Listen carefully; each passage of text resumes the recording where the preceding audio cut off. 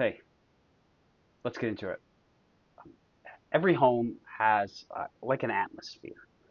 You can kind of feel it when you walk in. Some homes they feel tense. Everyone is just careful and guarded. It's like walking on eggshells. No one wants to make a mistake. People learn to be guarded. Other homes though feel safe. Um, Not perfect, um, but people can talk and they can laugh and admit when something is hard and they can make mistakes without wondering if they're about to be crushed. And one of the things that shapes the atmosphere of your home are words. Words repeated over time kind of become the air that a family breathes. Proverbs 16:24. Gracious words are like a honeycomb, sweetness to the soul and health to the body. Proverbs here gives a picture of words that bring life. Gracious words, they're not fake. It's not flattery. It's not pretending like everything's fine when it's not. Gracious words are shaped by wisdom and also love. It's grace and truth, and they can still be honest and correct, and they can still name things that are wrong, but they don't attempt to crush or shame or tear people down just to win. Proverbs says those words are like a honeycomb. In the ancient world, honey it was a gift. It was sweet, valuable. It brought refreshment, and um, Proverbs says that gracious words can do that for our souls.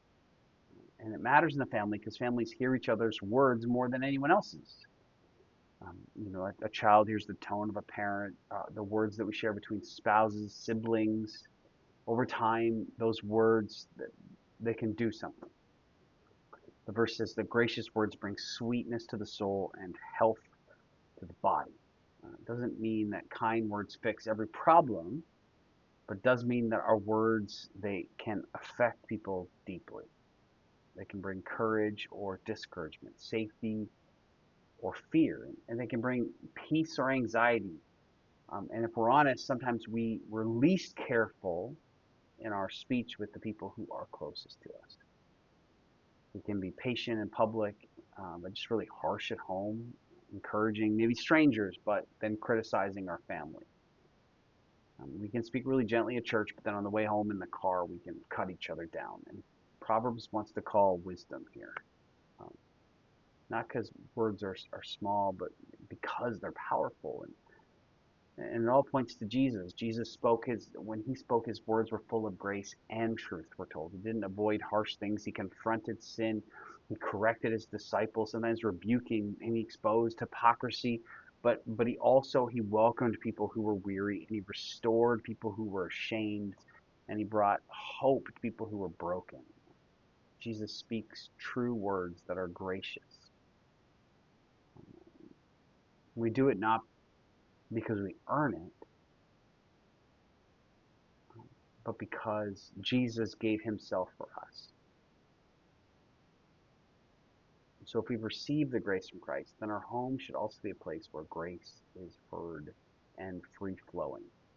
That relationship that we have with Jesus should impact the way that we speak to others, especially our families. That if Jesus is not harsh and condemning with us, then why could we be that way with the people that we love? It might start really simple today.